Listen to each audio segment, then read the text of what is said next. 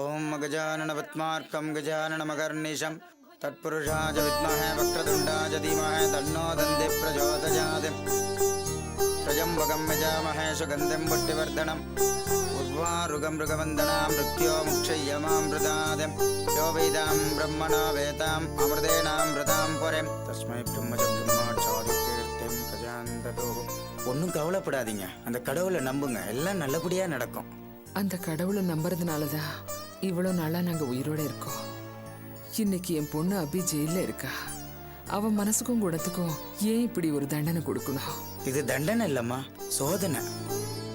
நல்லவங்களுக்கு சோதனை அதிகமா தான் இருக்கும். ஏன் ஆண்டவன் சோதிக்கிறான்? பெருசா ஏதோ நல்லது நடக்க போகுது, அதான். என்ன சாமி நல்லது நடக்க போகுது? அவ கல்யாணம் பண்ணி அது சீரழிஞ்சி தனிமரமா நின்னா. சரி, ஒரு தொழில் தொடங்கி முன்னேறலாம்னு நினைச்சா அதுலயும் சில படுபாவிங்க இடைஞ்சல் பண்ணி அது கோர்ட்டு வரைக்கும் போய் நிக்குது. இன்னைக்கு அவளை கொலைகாரின்னு சொல்லி ஜெயில வச்சுட்டாங்க. எல்லாத்தையும் அந்த கடவுள் பார்த்துக்கிட்டு தானே இருக்காரு. இனிமே என்ன நல்லது செய்ய போறாரு. சரி, அப்புறம் எதுக்குமா கோயிலுக்கு வரீங்க? ஆண்டவனை விட்டா வேற என்ன வழி இருக்கு சுவாமி? இந்த நம்பிக்கை நிச்சயமா உங்களை காப்பாத்துமா. ஏம்மா, இன்னைக்கு நீங்க கோர்ட்டுக்கு போகலையா? இல்ல சுவாமி, எனக்கு அதெல்லாம் பார்க்கக்கூடிய சக்தி இல்லை. ஆர்த்தியும் உஷாவும் போயிருக்காங்க.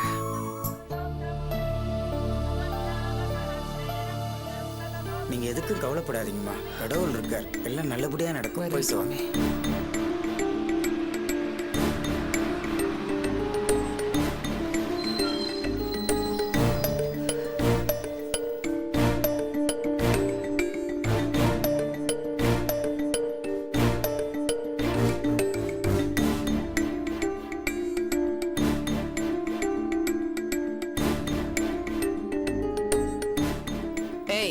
நில்லடி. என்ன உன் சாபம் பலிச்சிருச்சுன்னு கடவுளுக்கு நன்றி சொல்ல வந்தியா? நீ எப்படி பேசுவ?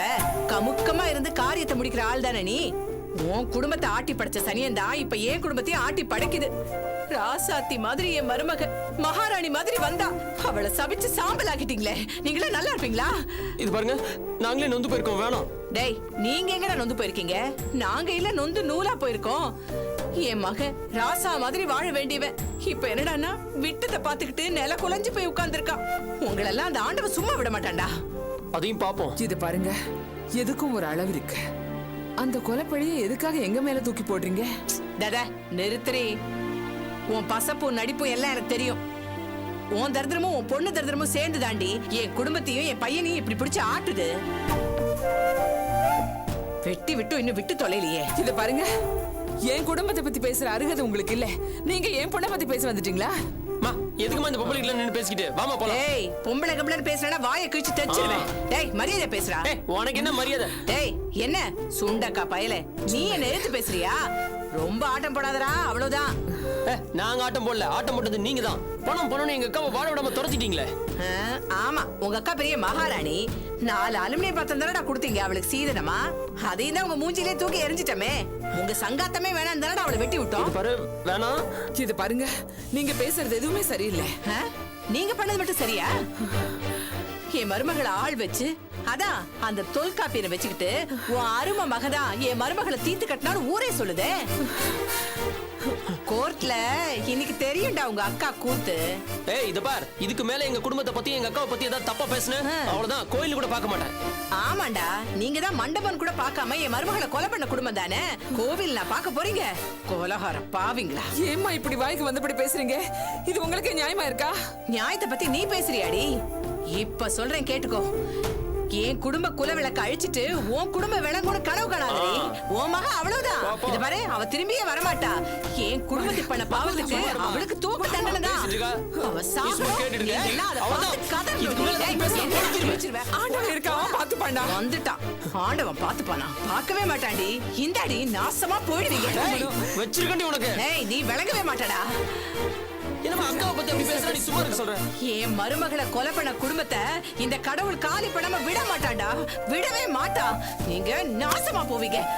ஐயோ ஐயோ, என் மருமகளை கொலை பண்ணிட்டு கோவிலுக்கு வேற மினிக்கிட்டு வந்துட்டா. ஐயோ, என் வயிறு பத்தி எரியுது. நான் யாருக்கிட்ட சொல்லுவேன்?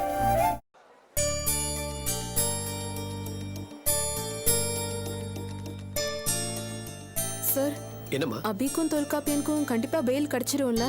கிடைக்கணும், ட்ரை பண்ணுவோமா? இல்ல, பேசும்போது அன்னைக்கு சொன்னீங்க அபிக்கு உடனே பெயிலுக்கு அப்ளை பண்ணிடலாம், பட் தொல்காப்பியன் மேல கேஸ் கொஞ்சம் ஸ்ட்ராங்கா இருக்கிறதுனால கொஞ்ச நாள் கழிச்சு பெயில் அப்ளை பண்ணலான்னு அதான் கேட்டேன். என்னம்மா பண்றது, சூழ்நிலை அப்படிதாம்மா இருக்கு, அதனாலதான் அப்படி சொன்னேன்.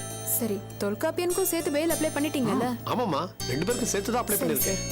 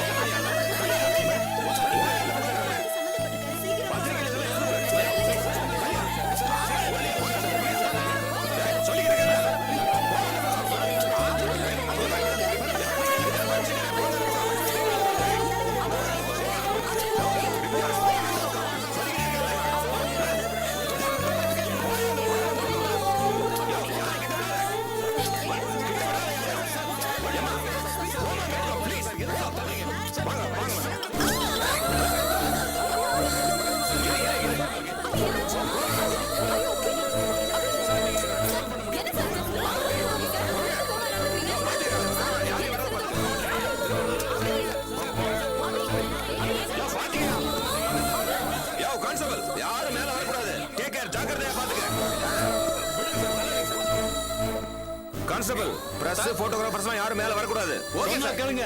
யாரும் இங்க வராதீங்க. சீக்கிரமா கூட்டு வாங்கம்மா. மேடம் கொஞ்சம் ஓரமா நில்லுங்க மேடம்.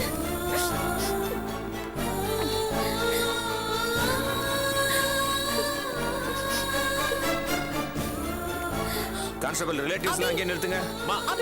சொன்னா கேளுங்க, டிஸ்டர்ப் பண்ணாதீங்க. சொன்னா கேளுங்க, அனுப்புங்க. ரிலேட்டிவ்ஸ்லாம் இங்க வரக்கூடாது, போங்க. யாரும் டிஸ்டர்ப் பண்ணாதீங்கம்மா, சொன்னா கேளுங்கம்மா. அங்கே நில்லுங்கம்மா. இங்கே நில்லுமா.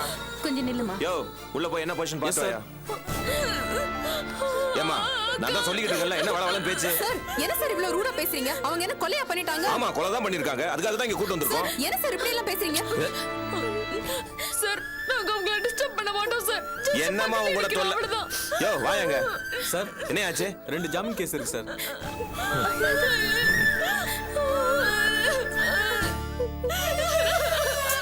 எதுக்கு இங்க வந்து அழுதுகிட்டே இருக்க? அழாத ஆர்த்தி. அபி,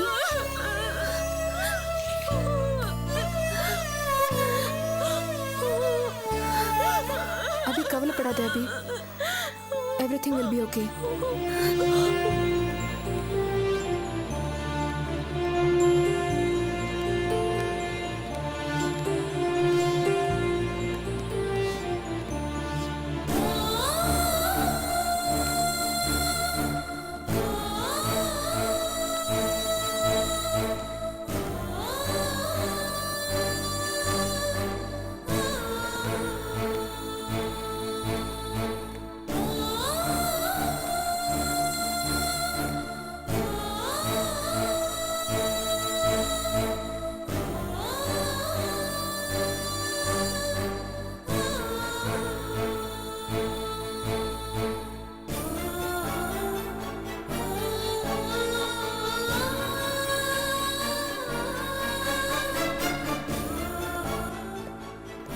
ரெண்டு பேரையும் உள்ள கூட்டிட்டு வாங்கயா.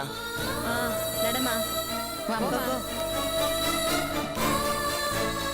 வாங்கம்மா.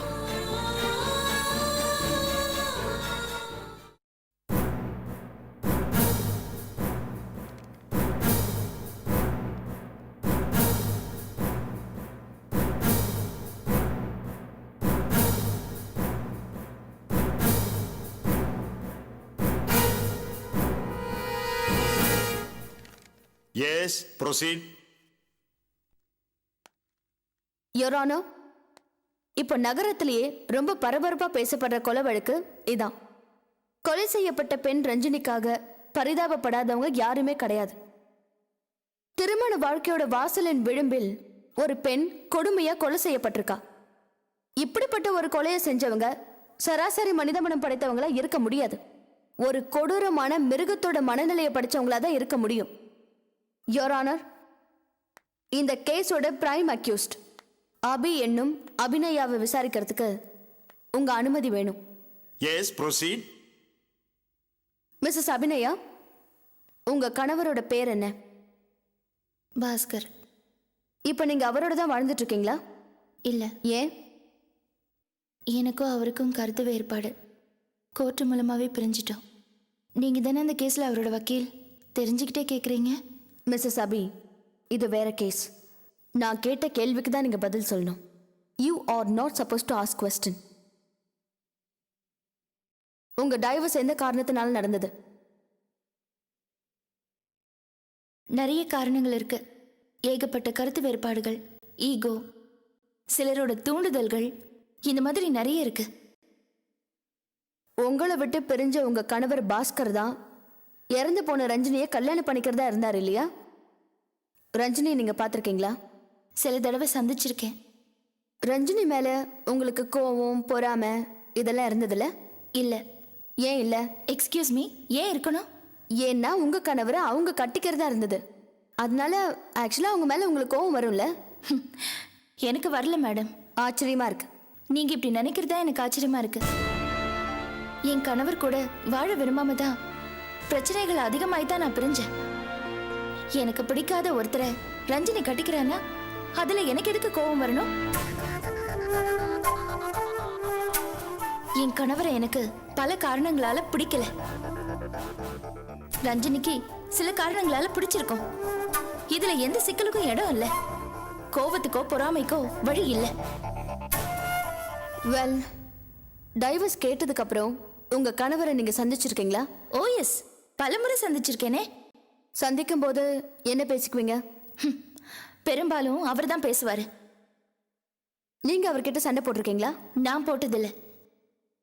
ரஞ்சினி மேலேயும் கோவம் இல்ல, கணவர் மேலேயும் கோவம் இல்ல, அப்புறம் இப்படி ஒரு கொடுமையை செய்யறதுக்கு உங்களை எது தூண்டுச்சு? நான் எந்த கொடுமையும் செய்யல. நீங்க சொல்றதுதான் தப்பா இருக்கு. ஓ சரி. கொலை நடந்த சமயத்துல நீங்க எங்க இருந்தீங்க? கோயிலுக்கு போயிருந்தேன். எந்த கோயிலுக்கு? கும்பகோணத்துல ஒரு கோயிலுக்கு போயிருந்தேன். கும்பகோணம் வரைக்கும் எதுக்கு போயிருந்தீங்க? அந்த கோயில் அங்கதான் இருக்கு மேடம், அதனால தான் போனேன். கோவிலுக்கு உங்க கூட யார் யார் வந்தாங்க? உஷா, தொல்காப்பியன். கோவிலுக்கு சாமி கும்பிட தான் போனீங்களா? நான் கோயிலுக்கு போறதே சாமி கும்பிடுறதுக்கு தான். நீங்க பாஸ்கரையும் ரஞ்சினியும் கடுமையா வெறுத்திருக்கீங்க. அவங்களுக்கு எப்படியாவது பழி வாங்கணும்னு ஆசைப்பட்டிருக்கீங்க. ஆனா இந்த பழி உங்க மேல வந்துடக்கூடாதுங்கிறதுக்காக தான் இப்படி ஒரு ஆல்பியை கிரியேட் பண்ணிருக்கீங்க. இங்க கொலை செய்யறதுக்கான எல்லா ஏற்பாட்டையும் செஞ்சுட்டு நீங்க வேற ஒரு ஊர்ல போய் தங்கியிருக்கீங்க.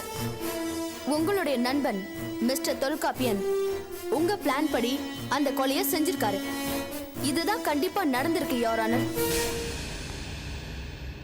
ஏன் மிஸ்ஸஸ் அபி, நீங்களும் ஒரு பெண் தானே? ஒரு பெண் மேல இறக்கம் காட்டி இருக்கணும்.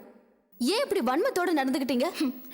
இதே கேள்விய கோர்ட்டுக்கு வெளியில உங்ககிட்ட நான் கேட்கலான்னு இருக்கேன் மேடம். ரொம்ப சாமர்த்தியமா பேசுறதா நினைக்காதீங்க மிஸ்ஸஸ் அபி. உங்க மனசு நிறைய கோவம் தான் இருந்திருக்கு. ஏன், என்ன காரணத்தினால இப்படி சொல்றீங்க? அந்த கல்யாணம் உங்க கோவத்தை தூண்டி விட்டுருக்கு. இத பாருங்க, அவங்க கல்யாணம் தான் என்னை இந்த அளவுக்கு கோவப்படுத்தி இருக்குன்னா நான் எதுக்கு ரெஜிஸ்டர் ஆபீஸ்க்கு போய் இந்த கல்யாணத்துக்கு நான் சம்மதிக்கிறேன்னு சொல்லி கையெழுத்து போட்டுட்டு வரணும்? அது நீங்க உங்களை நல்லவங்கன்னு காட்டிக்கிறதுக்காக செஞ்ச சதி, ஒரு விதமான சூழ்ச்சி. இந்த கல்யாணத்தை வெறுத்திருக்கீங்க, அதுதான் உண்மை. சரி, நீங்க ஒரு வக்கீல் தானே? நான் அந்த கையெழுத்து போடாம இருந்திருந்தா என்ன நடந்திருக்கும்? இந்த கல்யாணம் நடந்திருக்காது. அப்போ இந்த கல்யாணத்தை நிறுத்தணும்னா அந்த கையெழுத்து போடாம இருந்திருந்தா போதுமே. இப்படி சுலபமான வழியை விட்டுட்டு நான் எதுக்கு ரஞ்சினியை கொலை பண்ணணும்? அதான் உங்க சூழ்ச்சின்னு நான் சொல்றேன். வேடிக்கையா இருக்கு மேடம். இப்ப இந்த கொலை நடந்துருச்சு, இனிமே பாஸ்கர் வேற ஒரு பொண்ணை கூட கல்யாணம் பண்ணிக்கலாம் இல்லையா? அவர் விரும்பினா பண்ணிக்கலாம் மேடம். சோ நான் அவர் மேல கோவப்பட்டிருந்தா அவர் இன்னொரு கல்யாணம் பண்ணிக்க கூடாது அப்படின்னு நான் நினைச்சிருந்தா நான் அவர் தானே கொலை செஞ்சிருக்கணும்.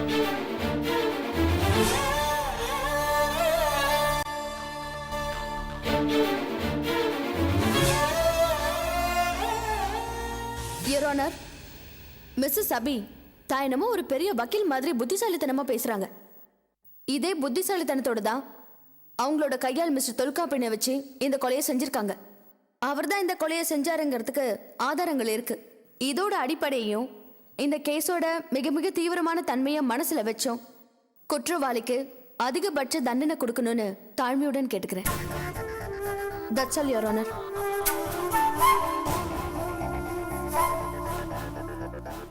ஓகே, டிஃபென்ஸ் தரப்புல உங்க வாதத்தை தொடரலாம். யுவர் ஆனர், ஸ்பெஷல் பப்ளிக் ப்ராசிக்யூட்டரோட வாதத்துல உண்மைகளை விட யூகங்கள் தான் அதிகமா இருக்கு.